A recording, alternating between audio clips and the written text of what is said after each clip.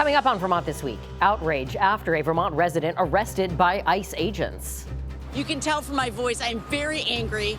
I'm very fired up about it because it could be any of us if they don't like the kinds of statements that we're making in public. Plus, growing calls for Vermont's governor to cut some ties with the feds amid arrests, and another lawsuit from Vermont against the Trump administration. All that and more ahead on Vermont This Week.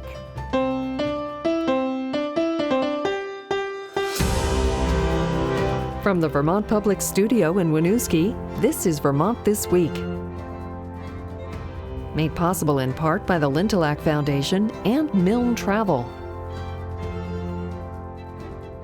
And thanks for joining us on Vermont This Week. I'm Kat Viglienzoni in for Mitch Wortley. Joining us today, Vermont Public's Peter Hirschfeld, Mark Johnson from WCAX's 802 News podcast, and 7 Days' Kevin McCallum. Thank you all for being here. Well, one of the smallest states in the country finds itself in the national spotlight this week with two high-profile immigration cases. One, a Tufts University student whose arrest in Massachusetts has now made its way into a Vermont court. And two, a Columbia University student who lives in Vermont and was detained by federal immigration agents during a hearing in Colchester. Both cases sparking protests and strong reactions from legal experts, political leaders, and community members in the Green Mountain State. We can no longer say this isn't possible to have happen in Vermont. It has happened, and it's of tremendous constitutional implication. For free speech reasons, he was targeted. And if you, no matter what your citizenship status, when you're in the United States, you have a First Amendment right. Like, that's how it works. I really can't say enough about how much I love him and respect him, and how saddened I and our whole community. He wants to be a U.S. citizen. He wants to be a Vermonter. And Kevin, that reverend was talking about Moshe Madawi. What do we know about this case so far and why he was detained? Well, news about his arrest spread like wildfire around the state on Monday morning, in part because there were videos that were taken on the scene of his arrest. So we first started getting the information from these videos, and it took a little time to figure out exactly why he was being detained and by whom. But in the course of the last few days, we've learned that he was there for a naturalization interview, right? He is a green card holder. He's had one for 10 years, and he went in for this interview. And I think there was some suspicion by him and his attorneys and his friends that this might be a pretext for taking him into custody on some other violations, or on some accusations that he had done some other things. And sure enough, that's exactly what happened, right? Agents wearing masks took him into custody, put him in an unmarked car, and took him somewhere. And then so it was trying to figure out where he was and what was happening. So what we've come to learn is that he was taken to correctional institution in St. Albans. He's held there, and there was a habeas petition that was filed by one of his attorneys to make sure that he remained in Vermont. And so that is where it stands at the moment. There was an intense concern among his supporters that he was going to be taken out of state. And luckily for him at the moment, now he remains in state, and his case is likely to be adjudicated here. Mm-hmm. Interesting that you mentioned, they kind of seem to have an idea that this might be, a setup almost to get him to come in. I know he talked with CBS's 60 Minutes, I think, like the day before, thinking that this might be happening. What does this say about any of you? Please feel free to weigh in on this about almost how people who think they might be a target are starting to try to protect themselves in advance. Well, we've had now over 1,000 students nationwide who've had their student visas canceled or in jeopardy. We have this very well-publicized case about a man who was sent back to El Salvador. And I think what the consistent theme in all of these is a lack of due process and the reasons for people being deported. I mean, the young woman who went to Tufts that we're going to talk about, wrote an op-ed piece in opposition to what's going on in Israel and Palestine. Some of these people are being deported. The term that the Secretary of State is using is that their presence or activities in the U.S. would have serious adverse foreign policy consequences. I mean, these are people that in large part are engaging in the kind of protests we saw against South Africa during apartheid, Black Lives Matters. So, you really some of these arguments, at least according to people that know, I think, more than all of us about this, or legal scholars, seem to be, a little thin. And Rumeza Ozturk has been held for 3 weeks now, and the entirety of the State Department's, of the federal government's case against her is a one-paragraph memo issued by the State Department that says she was involved in associations that, quote, may undermine U.S. foreign policy by creating a hostile environment for Jewish students.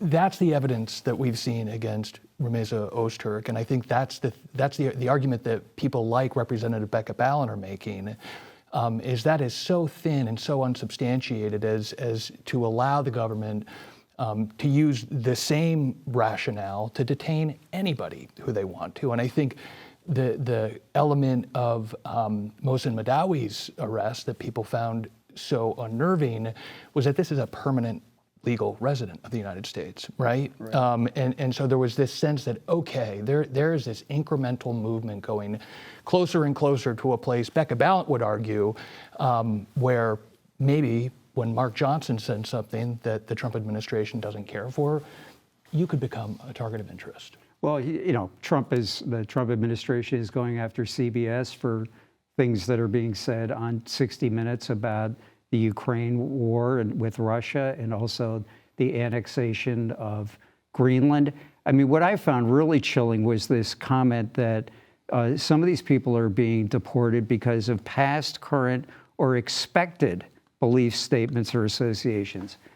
That sounds a little to me like pre-crime. It's very Minority Report. Yeah, I mean, it's total Minority Report. And we're hearing statements from top Trump administration officials, including Caroline Leavitt, press secretary, saying, when it comes down to it, it's really the sole discretion of Secretary of State Marco Rubio to make these determinations as to whether or not somebody has fallen afoul of federal law in ways that should subject them to deportation. And I think that's another thing that a lot of people are feeling uncomfortable with, that the Trump administration's rationale is this person is a threat because we've decided we think that they're a threat. Secretary of State Marco Rubio saying this week that he doesn't think this is a First Amendment issue. He thinks visa and green card holders aren't entitled to be in the U.S. and that the country can decline their entry for whatever reason. Peter, you think these issues then are likely to end up in front of the U.S. Supreme Court?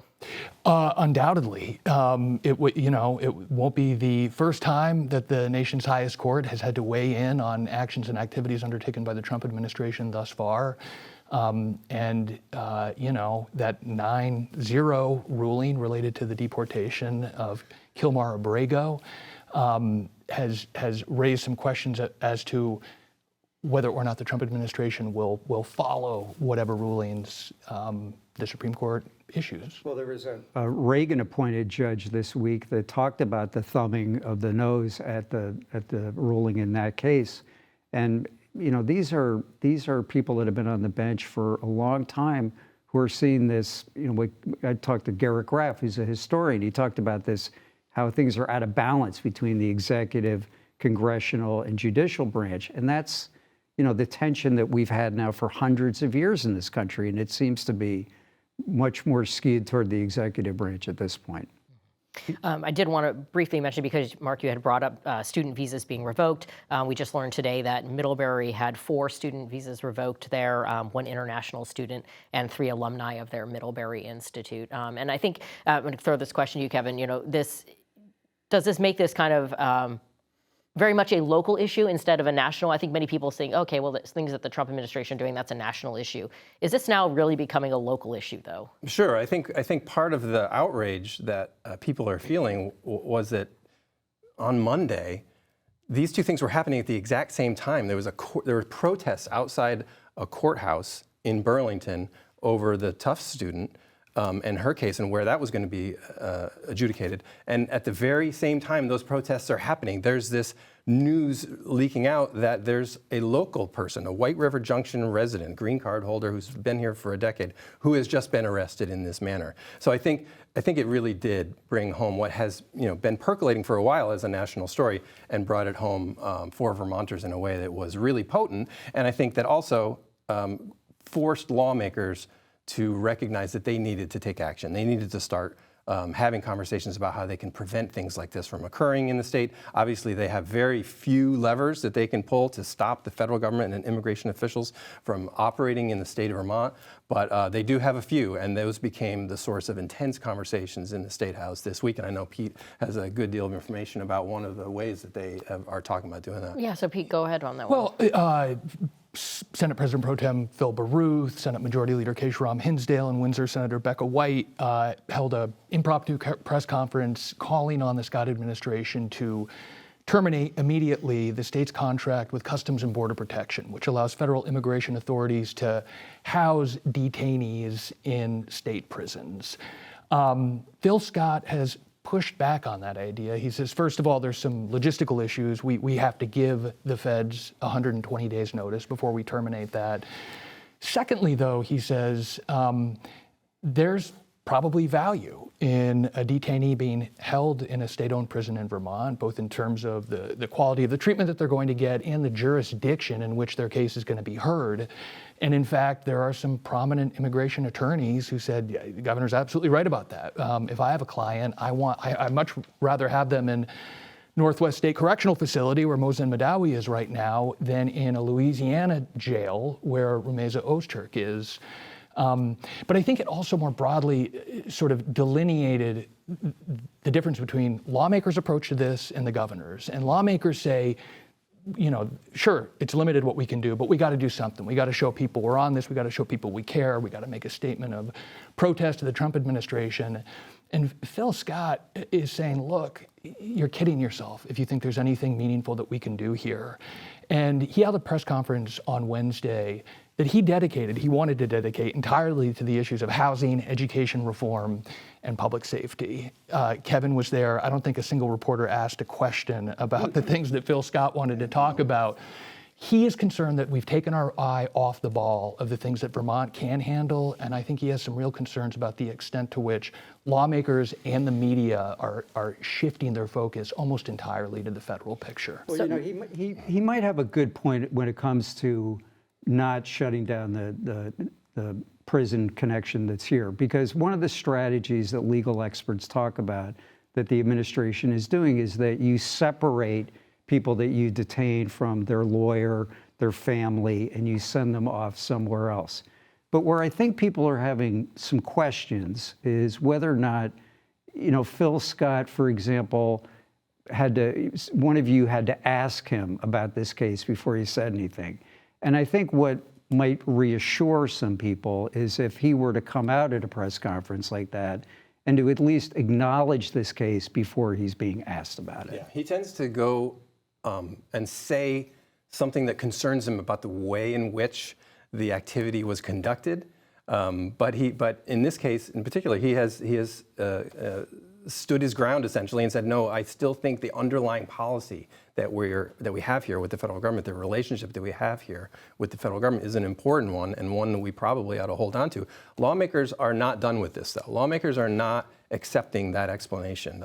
Just this morning in the Senate Judiciary Committee, they are crafting a bill that attempts to find a way to put some guardrails around future agreements about detention in the state of Vermont. They are deeply concerned about the idea that people can be picked up in other states, brought here without the knowledge of their attorneys, and then whisked off to other parts of the country. And they just see Vermont's detention agreement with the federal government as helping facilitate that. And so while they admittedly want to make sure that Vermont residents are kept local and not whisked off to other parts of the country, they do see us as maybe being a pawn in a broader federal scheme, a shell game as several of them call it, and they want to put a stop to that. And it's tricky, and it's going to be very difficult for them to find a way to do that, but they're working hard on it right now. Kevin, Governor Scott's pretty popular among voters, including Democrats in Vermont. Does the governor potentially face somewhat of a political thorn here, though, with prominent Democrats, think Attorney General Sherry Clark, Treasurer Mike Pieciak, others coming out with some stronger words about the Trump administration and their policies that might resonate with some Vermont voters who are concerned about some of the actions in Washington? Yeah, I asked him that exact question at the press conference, and I said, Governor, aren't you concerned at all that the fundamental takeaway that most voters will have from you just proposing to stay the course on this detention issue is that Vermont is essentially complicit with and collaborating with this administration that the members of the public and lawmakers around the state are increasingly raising alarm bells about being more and more authoritarian. So, like, I asked him whether he's worried that is something that Vermont voters are going to start sort of taking away, and I don't remember his answer exactly, but I think it's very possible that he's out of step with a large chunk of the population of the state of Vermont right now on this issue and others. And that's a problem he can solve like that, right? Because the moment that Phil Scott does decide to stride to the microphone for some weekly press briefing and say, okay, we've crossed the Rubicon here, and starts using the same sort of language that he used about Donald Trump in 2017, in 2020 after the January 6th insurrection, I don't think that there are going to be a whole lot of people that are saying, well, you took too long and we don't think you mean it. So, which is why I think, you know, at this press conference, he could have done himself a real favor by acknowledging this situation with the young man in Hartford who had just been picked up before he got into the business of the state, instead of waiting for you and us to ask about it. I mean, I understand the idea that you want to keep, you know, your head down a little bit and stay off the radar, but, you know, there are a lot of conservatives out there in the last 48 hours who are really changing their tune. I mean, David Brooks is no left-wing liberal, columnist for the New York Times. He's basically calling for a national uprising to try to stop all of this. I mean, you know, this is also happening at the same time Donald Trump is going after Jerome Powell, the head money guy in this country. You know, people are watching their 401ks, and, you know, he's threatening to sue CBS over what's going on 60 Minutes. I mean, this is all, and the tariffs, I mean, this is all being done in the totality of this very large number of issues all at the same time. So get ahead of the curve. Out there, though, is there a concern, you think, and I think you had written about this as well recently, from the governor's standpoint, that if he speaks up, Vermont suddenly loses a huge chunk of funding? We look at Maine, for instance. They've already started pulling grants from Maine because Maine has refused to fall into lockstep over the Trump administration's tack on trans women in sports. And they said, fine, we're going to start pulling money from Maine. Is the governor worried that basically Vermont, which is already facing somewhat of a budget issue, could be suddenly in a bigger hole, and what would we get for it? So, I mean, he was asked about that on Wednesday, and he said, if Bernie Sanders' road tour is not going to be the thing that that focuses the Trump administration's scrutiny on Vermont, then, you know, what I say is not going to move the needle. He thinks that enough people, high-profile individuals from Vermont, are already saying enough things loudly enough that if that's going to come down on us, it's written. And he does tend to deny that this is sort of all financially motivated, right? He's not going to say, yeah, I'm keeping my head down and trying to stay out of the line of fire because I'm worried that the state has got billions of dollars in federal funds that are at risk. I think privately he will probably say that, and to his administration, to his cabinet, and to others. But the public-facing explanation has always been more that he doesn't want to fan the flames of the rhetoric and just he wants to separate the rhetoric from the reality. He wants to take a more cautious, calm, thoughtful approach because stuff's coming so fast and furious from DC that if we have the outrage machine amped up to 10, right, at all times, and we always sort of respond that we're just going to fall into the trap. I think he used the word trap in the press conference. Like, we can't keep falling into this trap of Trump says something outrageous, and then everybody just stops what they're doing and freaks out and tries to figure out ways to thwart it. So he's definitely trying to take a more steady, thoughtful approach, which I think a lot of residents of Vermont actually appreciate, and I think it's probably got some wisdom. And that's been the division among the Democrats in Congress. You know, do you respond to every single thing that comes up, or do you pick your shots? Right. And it's really split the Democrats down in D.C. And Vermont's Attorney General, of course, signing on to lawsuits to challenge some of these policies, which I believe, the governor and others might contend, that's where we start hitting back against some, policies that, maybe Vermont says we don't agree with this. She signed the two most recent ones were targeting the erratic management, as she calls it, of Social Security Administration, and then also changes to procedures for conducting federal elections. However, as we know, there's a long list of others too, at least 10 or so by my count. Yeah, it's double digits at this point. I think, you could put them under the broad theme of that the Trump administration is exceeding its authority, doing things that Congress should be doing.